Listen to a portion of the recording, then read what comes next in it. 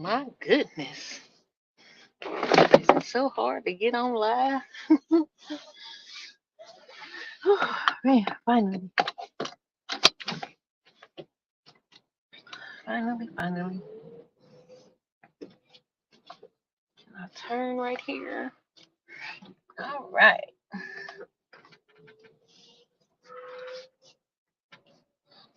I am super late. I don't know if anybody's going to pop on, but I'm going to go ahead and talk because I have a little bit of time.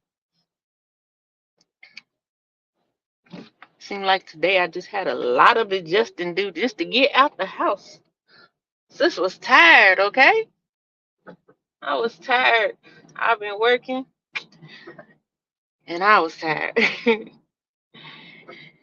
I don't know. I think tired is an understatement. I literally did my overnight shift on 2 hours of sleep because when I got off work Sunday morning, I didn't go to sleep until after 8. I get to the house about 6:30.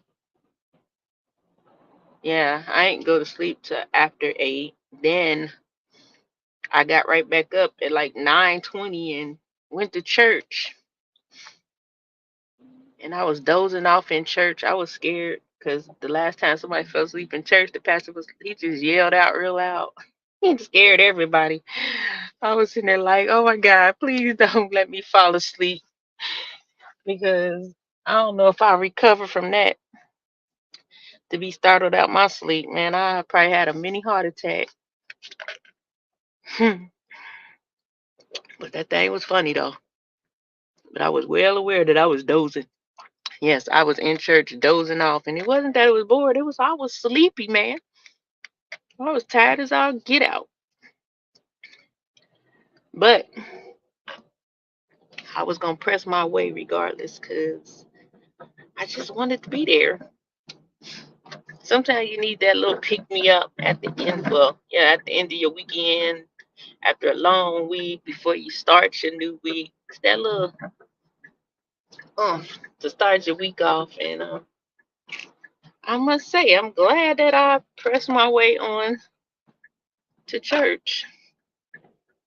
It's just becoming more and more apparent that I've selected a good house. I feel that is a good grounds. It's a hey Gary. It's a great place. I'm not. I don't have no kind of feelings. It's a little bit between how the new church is or whatever, but it's a little bit between new, but still a little bit. He got a little bit of old school to him, though he's a younger pastor. So I like it. It's not a production, but it ain't an old Baptist hymnal church either. Hey, Marissa. Girl, I was going through. I had to buy a charger. Then I had to go and, oh, God. Anyway, I ain't even about to even go into all of that because it's nothing. It was just something that was trying to hinder my process for the day, and I ain't gonna let it do it. So therefore, it means nothing. It's beneath me now. It's beneath me. That's how I'm about to start playing everything. Oh, that's beneath me now. You're beneath me. Bye. I have nothing else to say. You're beneath me. So, how are y'all doing today? I hope everybody is doing well and having a good Monday. Listen, all I know is Wednesday I don't have to work, so therefore I don't know no other days but Wednesday. I'll be trying to make it Tuesday. Before I left the house, I said, "This today Monday or Tuesday, girl? Ain't nothing. Hey, try. You don't have to try. Just be. It's a choice. You know what I mean? Yeah, you have a lot of things that trying to stop you from having that positive reality. However, you have control of it, regardless of what's going on. What anybody does or tries to do, it doesn't have any power over you. So at the end of the day, if you choose positivity, you're gonna get positivity. But what you can't choose is to let somebody negative get you into a place where You're trying to stay positive. Be positive. And yeah, it is like one of those things we might say, oh, that's easier said than done. Well, just do it. Find out how easy it is. How about that? It's time out for these little cliches we be saying, and we really don't even be putting a test to it. We'll just say it's easier said than done. Put a test to it. Just do it. Even if it's hard, do it. I know one thing that works for me is just, if anything else, speak the opposite of whatever it is. They say you fight things like that with the word. I don't care if you just continue to say, no weapon formed against me shall be able to prosper. If you got to say it 800 times, you're going to stay in a positive place, because who can be negative with the word coming out their mouth?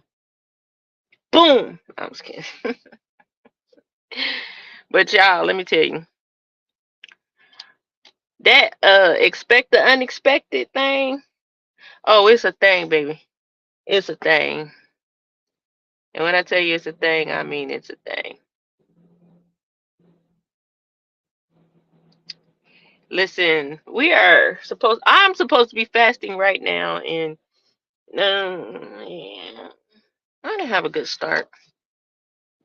I haven't eaten anything, so I can't say I had a bad start, but yeah, I had a bad start. But guess what I'm gonna do? I'm gonna keep on going,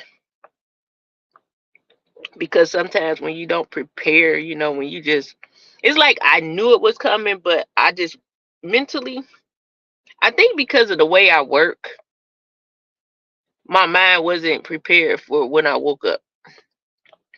So, but that don't mean I'm not gonna try. You know what I mean? So I'm gonna do the best I can today for the rest of this day, and then I'll do better tomorrow. Now what's gonna get me is at work, cause ain't nothing but vending machines. Well, I take that back, because yeah, it's gonna be kind of hard, cause we ain't supposed to do sweets at all, soda at all. I'm gonna have to pass on that coffee thing, cause I be needing coffee sometime. I work 7 to 5:30. I'm gonna do the best I can. But anyway, let me tell you, power, and I promise you, mm, I probably took a pause. Somebody called me. I know words have power. We all know that. But what I'm saying in this time is, we need to really apply that and understand it, and do it with expectancy. Like I was saying the other day, expect the unexpected. Because man, speaking what you don't see, speaking what you want to see, all those things come into play with expecting the unexpected. And I'm in my mind, I'm like, wow, I said a thing and a thing happened. Just imagine if everything I said out my mouth was something negative or foul or crazy, and I just keep on manifesting those same things back into my life because of the seeds that are coming out my mouth. So I'm definitely in position to be more intentional with my words, and definitely watching my mouth. I think that, with everything going on in the world, it's time to watch our mouth, because what we speak will be. And especially if you're praying for a thing, man, we have got to keep our mouth in a, I don't even know what to call it, but yeah, keep your mouth off of stuff that you don't want to go wrong. Don't say nothing negative. I don't care what it look like going on around you. You can't speak to those things as they are. You gotta speak to them as they are. I mean, as though they are not. You know what I mean? If it's something negative, you speak the opposite to it. Hey, Diane. If it's something negative, you got to speak the opposite to it. You have to defeat that stuff, because you can either feed it and make it grow, or you can kill it by not feeding it. Words have power, definitely have power. But I'm not going to be on here long. But what I wanted to do, some of y'all seen the post where I said, I had I had something occur yesterday that, man, listen, if I wasn't a believer, I would have gave my life yesterday. I promise you. I would have gave my life yesterday. But it's always a beautiful thing that when God lets you know, I see you, I got my eye on you. I'm gonna come and see about you today. Um, like I said, I got up 2 hours of sleep, went to church, and I'm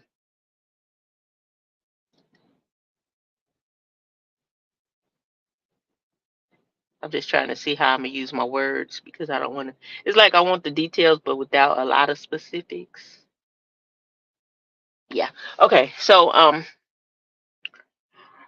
church was good. The word was good. Message going down. I'm talking about expanding. I think that was the title. Yeah, expanding. And we were in the book of Acts. And honestly, everything that happened, I have to go back and watch the service because it's like everything left me. I went into almost, I'm gonna call it praise shock or something. Um,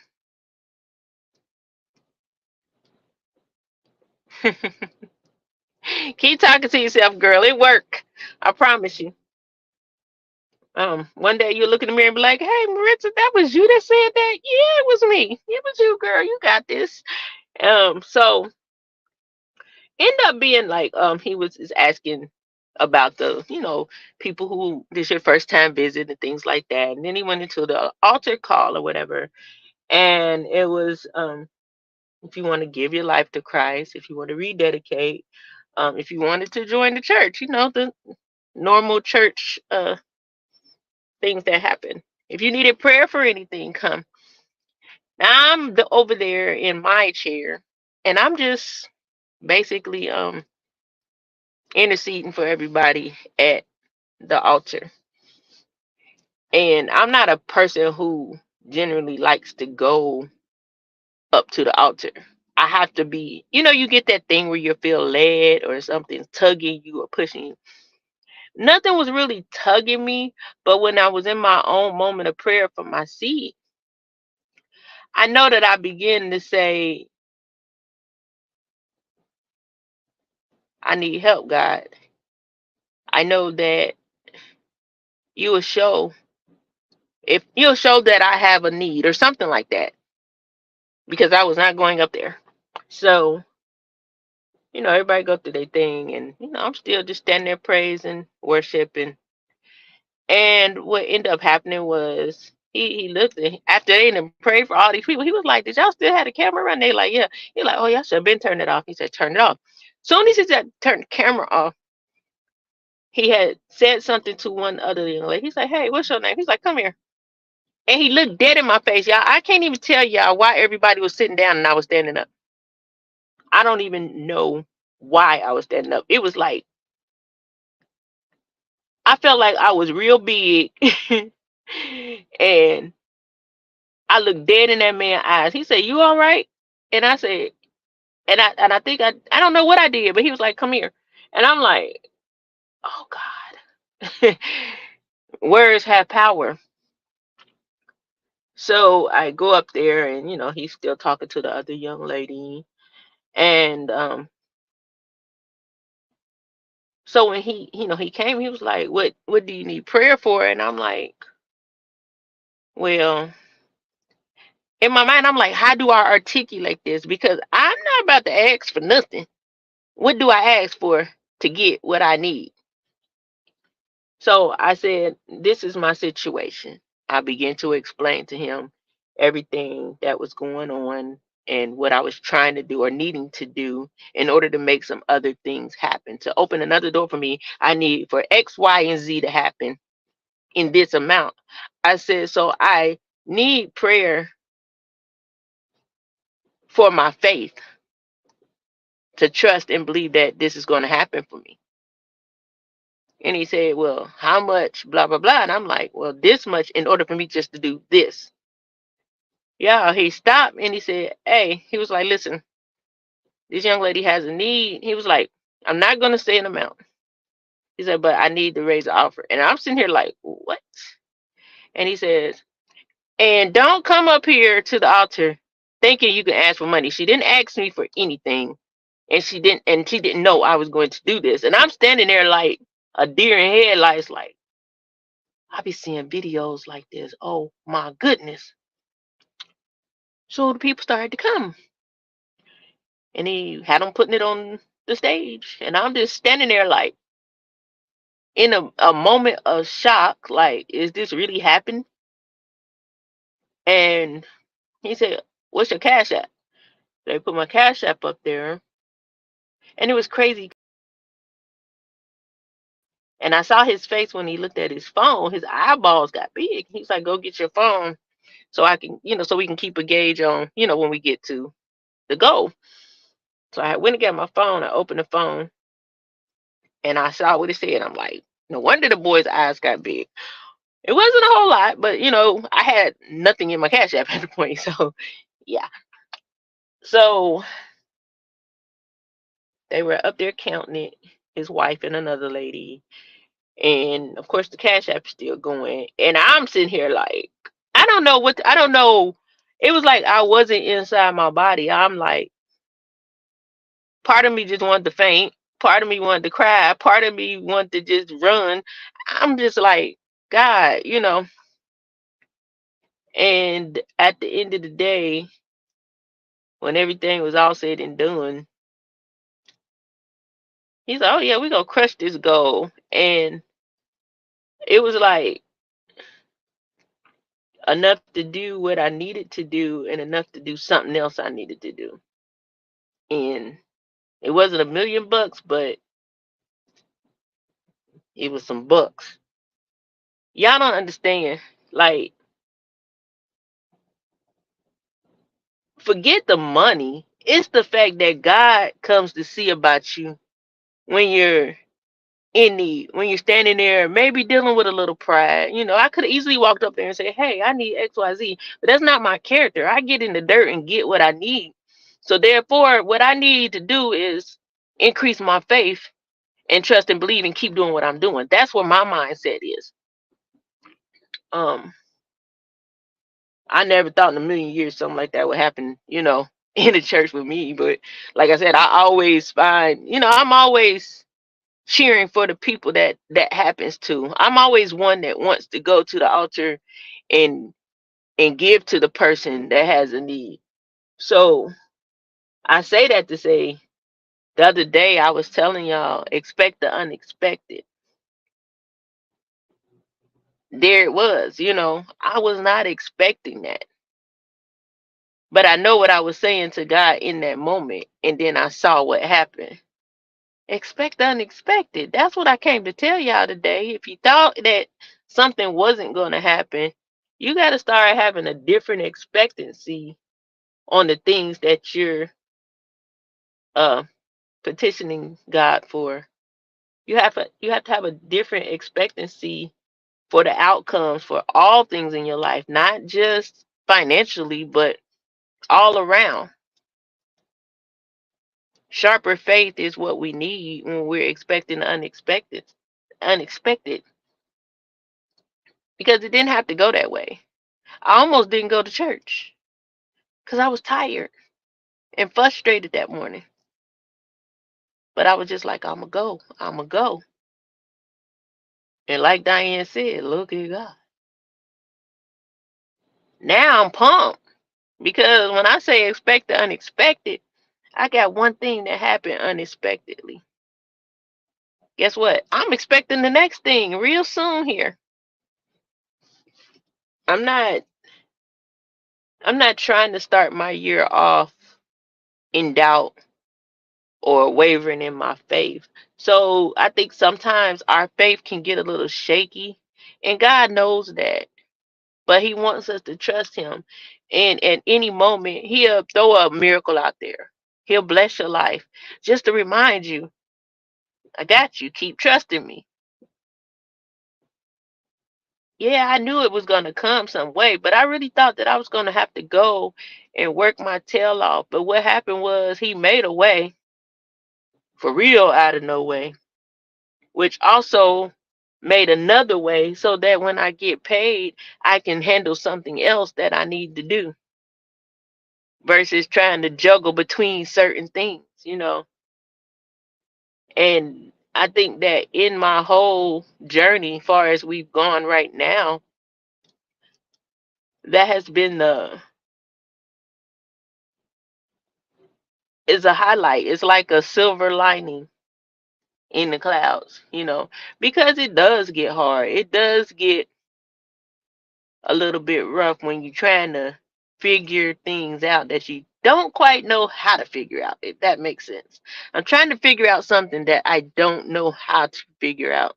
I usually have an answer for most things that I deal with, but I'm in a foreign place. I don't have the friends to go and knock on the door, or, you know, I don't even have my own place right now. So it hit a little different when you're set up different.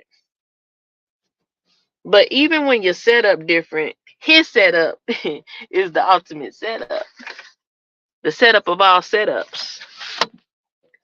I don't doubt God, but I do get tired. I know it says not to get weary in well doing, and you will reap if you faint not. But how many of y'all done ever just felt like, man, I'm about to faint? Luckily, I haven't felt like I was about to faint, but I found myself asking questions like, okay, if this doesn't happen, what are you going to do? I'm never going to give up, but I need God to be playing A, B, C, and D. What am I going to do? God going to do it. And I'm going to do what he tells me to do. It goes in that order. God, then I move. God say, then I move. God provides, then I move. It's not move, move, move, and then say, God help. And sometimes I believe I do that. And even during this time of we was talking about earlier, I am looking forward to increase in discipline for myself and all around. I need to be a better steward over my whole entire life. What is that? My whole entire life. I want so much order that you know it it's a shock to me. I got this. You got this. It's just a matter of time, for whatever it is you're working on, believing God for. It's just the point of understanding that you have access to the one that can do all things, which in turn makes you able to do all things through Christ who strengthens you. We can't leave that behind right now. We got children to take care of, grandchildren, some of us. We got households. Our households ain't the same no more, especially when you by yourself. I used to always think like, I live by myself. But when people would say it takes two to maintain a household, I didn't understand that because I never had to do that. I've never done that. I've always done it by myself. So now that I'm in this stage in my life, it's like, oh, I get it. Why? Because when you go look for a place, they want you to make 3 times the rent, and their rent is like $12,000. So yeah, they're expecting you to make $36,000 a month just to have a place to live, and that's ridiculous, because it's a lot of people who can pay their rent just because they don't make 3 times the amount. They're in jeopardy of possibly not finding a home. And I'm not speaking for myself. I'm just speaking in general. Do I make 3 times the rent? No, but I know God gonna do it. I ain't never made 3 times the rent, but I always had a place to live. These people crazy. I don't even know why they say that. Maybe they be trying to discourage people that probably shouldn't be there, because it doesn't make sense to me.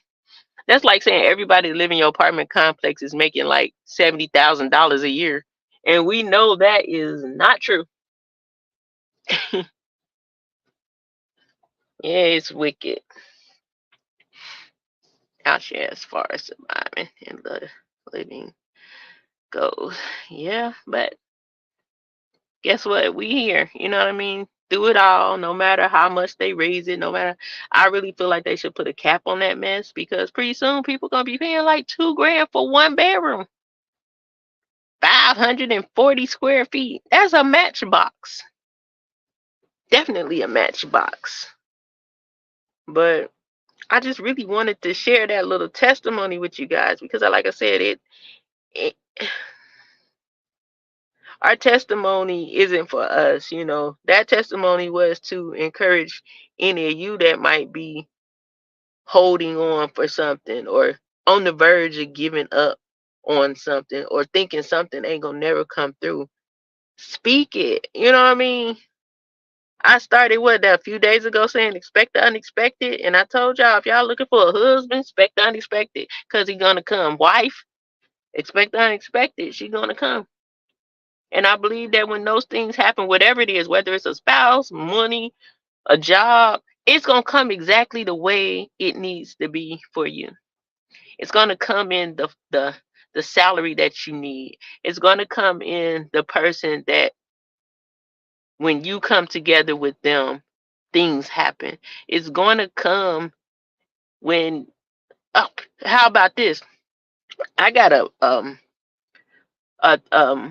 a bill, not I guess it's a bill. We'll just call it a bill. An account. Yeah. I have an account and I hadn't been paying it. I kind of was like, that's here nor there. It ain't that important. I'll get to it when I get to it. So therefore I ain't paid it really since I've been here. So one day it was saying you're so and so days behind. Guess what it say now? It says your such and such account is now current. I ain't made a payment, but it's current. Can we throw that in the bucket of expect the unexpected? That's what I'm talking about. Expect the unexpected. Bills to disappear that you had and you intended on paying and you go to pay it and it ain't there no more. That's the unexpected. I need to live like that right now. That's totally by faith and work while I'm believing in doing. Faith without works is dead. Absolutely. But sometimes we got to, what the little boys say, stand on business, God's business. Keep it moving, but stand and know that he is God and wait for him to do it. But keep moving while he do it. Gary talks about it. Sometimes you got to be still. I heard somebody say the other day, he said, I think it was in church yesterday. Matter of fact, he said, and being still, it sure was.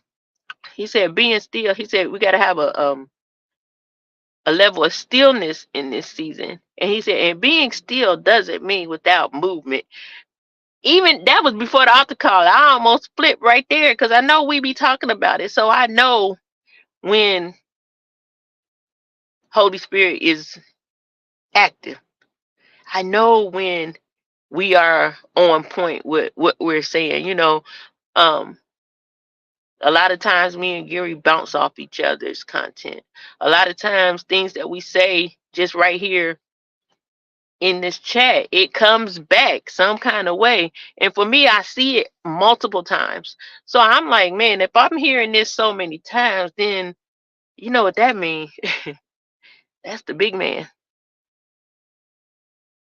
It's all coming together. I know it doesn't seem like it all the time. Maritza was, saying what she was saying earlier, but it's all coming together. Expect the unexpected.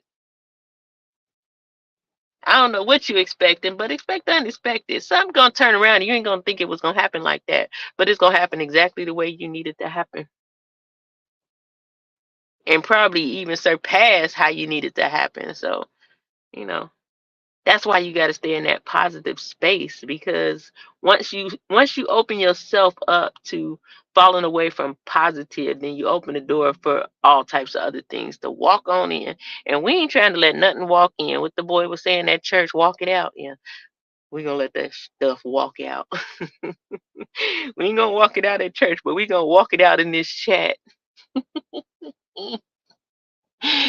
Oh, Lord help me. We got Pastor Power Bottom and Pastor Walk It Out. Swag Surf.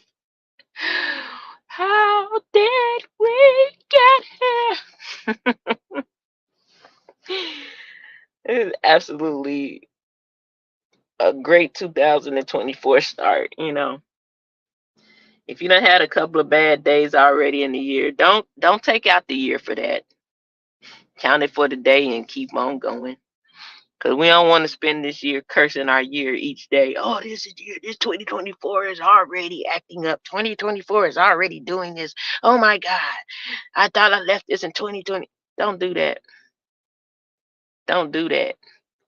Because words have power. And when you start to speak like that, then your year is going to start being like that. And you're going to wonder why every day something seemingly happens. It's because of what you're saying. You have to stop saying stuff like that.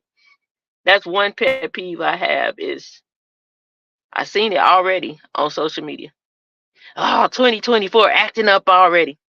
2024 is just a year. What do you mean 2024 is acting up? You're living your life in a year. So therefore, is it you acting up? It ain't the year. The year chilling. It's just the time. It's the time we're in. And if you give it legs, it will walk all over you. But you're supposed to be walking through this year, not the year walking on you. We have to learn to turn everything up, right side up, in a sense. If it's upside down, turn it up. Turn it up. We ain't really got a lot of time to be out here acting like kids no more. We all big grown. Some of us old. No, I'm just kidding. Old. We got to get it right, because we have so much to offer the world. And if we're not operating in our best, how do we then give it? Some people don't even want to. They don't think that the world deserves what they offer. They just worried about themselves. And being selfish is not going to help us. We have to have a level of selfless. I believe there is a time and a place to be selfish. But that's when you're being selfish, to me, is when you've given way too much when you shouldn't have, or you're giving in places that you shouldn't. A lot of times we have a heart that wants to help any and everybody, but everybody is not supposed to be helped. Sometimes people have to go through their process and get the lesson. But if you're a person that's constantly trying to help, you're enabling that person and you're also hindering their journey.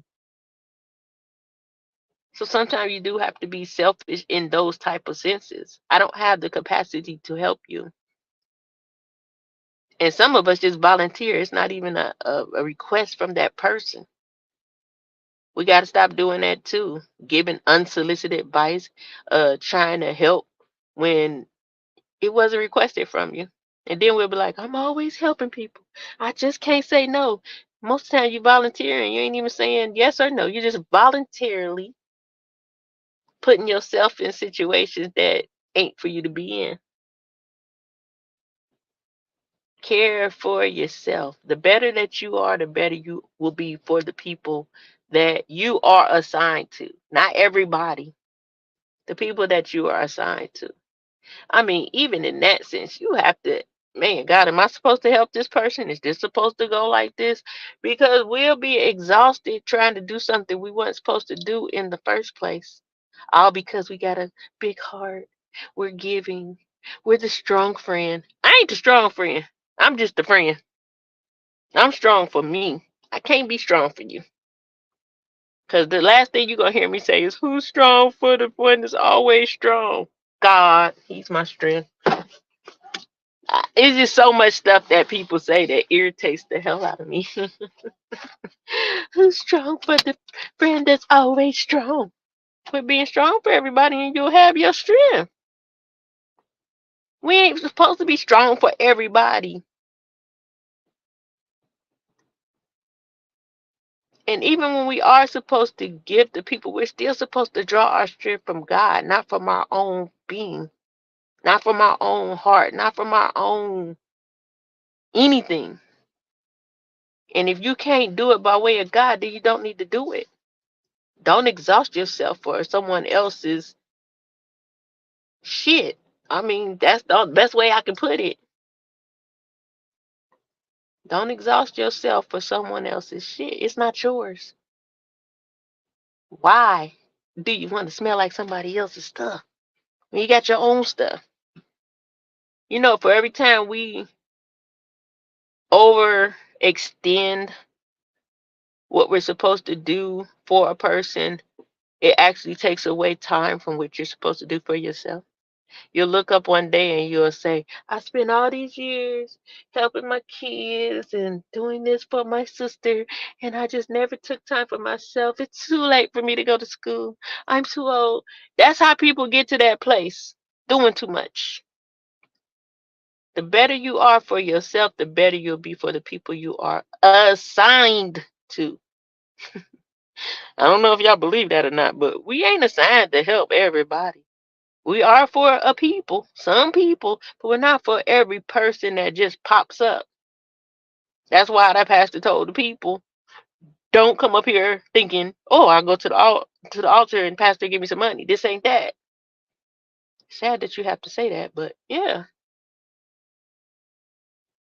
yeah, same thing. Just because I helped your cousin don't mean I can help you too. I'm not supposed to help you. Somebody else is supposed to help you.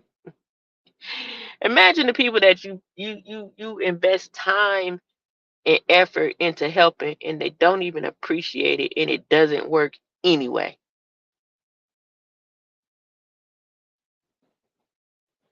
Then you be that one. I'm always giving and no one ever is giving to me. Stop giving too much to places you're not supposed to. Maybe we could figure that out this year. Where am I supposed to be and who am I supposed to be a helping hand for, or whatever it is, even if it's a encouraging word, if it's a fine, I don't care what kind of help it is. Make sure you're supposed to help that person because we don't ever want to be a person also that takes a person out of a process that God is trying to pull that person through. So here you are interfering and that person is not getting what God is trying to get through to them because we're intercepting in their lesson, which is going to mess up our own blessing and it's going to probably throw them off of where they need to be because they're not getting what they need because you're steady sticking your hand in trying to help them. And I think we do that a lot with our children because we love our kids and we're obligated to take care of our kids and we think that we have to do everything for our kids and we don't. Because guess what? At the end of the day, they have their own journey as well. They have their own journey as well. At some point, our job is to guide our children. Yeah, help when necessary, but they still have to learn. How do they learn if we I was a person who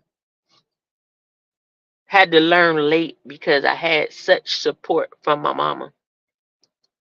I had such support that as an adult, I'm like, I don't know how to do this. Let me call my mama.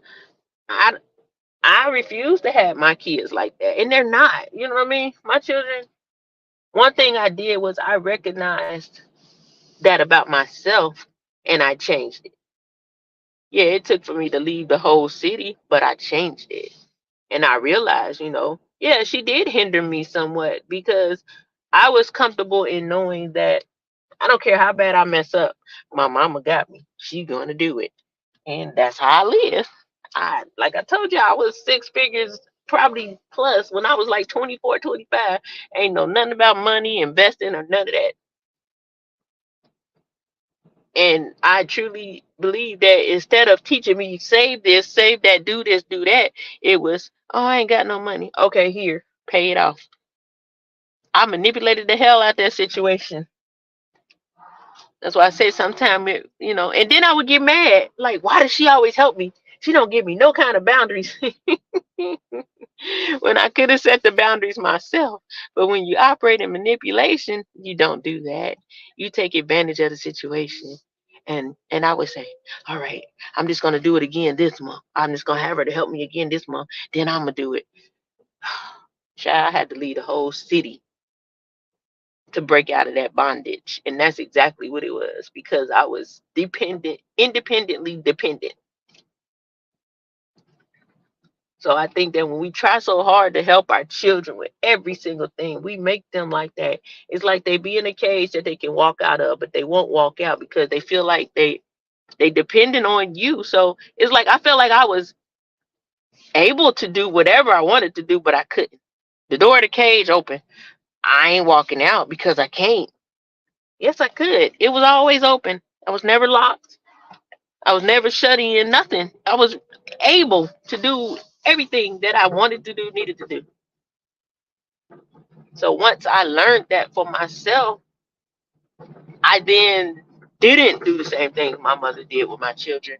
I instilled everything that I knew that I needed into my children. And they are pretty dope, okay? They are pretty dope. I have to pat myself on the back. That back we swing back around, and once we wasn't the siblings no more because of that great support system I had, yeah, everything turned out great, you know. So I'm not like, oh my God, I wish this didn't happen in my life. No, I don't regret a thing, but I do wish that I had the understanding of wisdom and praying for those type of things, you know. But I got it now. And I don't know why we went there, how we got there, but yeah. Expect the unexpected. Know that God is always watching. He knows exactly what you need. And he gonna get you. He gonna get you right together. He gonna get you together every single time. We just have to trust him and believe that he's working it out. You know, it might not come when you want it, what they say, but it's always on time. That's true. But having said all that, I'm gonna jump up off of here because I gotta tend to some business. I just wanted to come and share that testimony with you guys so that you know to keep the faith, expect the unexpected, and whatever it is that you think you ain't got, you got it. I will speak with you guys soon.